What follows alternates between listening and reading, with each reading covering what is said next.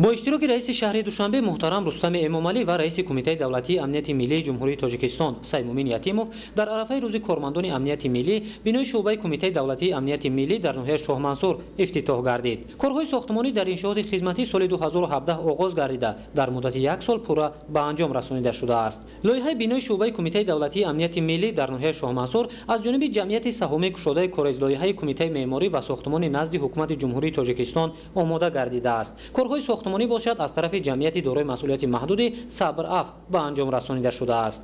امروز بهسازی شرایط خدمتی برای کارمندان ساختارهای قدرتی از هدفهای اصلی رهبریت حکومت مملکت به حساب می رود. رئیس شهر دوشنبه رستم امامعلی بینای نوی شعبه کمیته دولتی امنیت ملی در ناحیه شاه منصور را تحفه ارزشمند اساسگذار صلح و وحدت ملی پیشوای ملت پرزیدنت جمهوری تاجیکستان محترم امامعلی رحمان در عرفه جشن روز کارمندان امنیت ملی برای کارمندان این نهاد قدرتی مملکت ارزیابی کردند.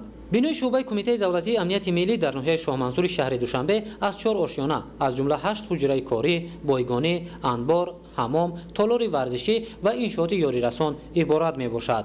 در مجموع برای فعالیت پرثمر کارمندان این نهاد قدرتی مملکت در ناحیه شاه منصور شرایط مساعد فراهم آورده شده است. فرمایشگر انشاءات کمیته دولتی امنیت ملی جمهوری تاجیکستان بوده بینای نو با مبلغ زیاده از 3.5 میلیون سومانی بنیاد یافته است.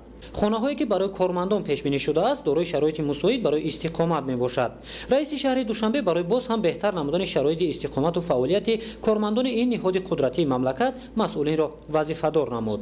همزمان در انشاءات مذکور نظام گرمایدهی داخلی پورا وصل و نصب گردیده است. حدود و گرد و اطراف بنا طبق معیارهای امنیتی با دیوارهای محافظتی احاطه گردیده در آن نظام کامراهای مشاهدوی آگاهکنی از سوختار و علاقه شهری نصب شده است. نهال درختان آرایشی و سایه افکن و گل و بوته‌ها اطراف انشاءات را زیبا و نظرربا نموده است.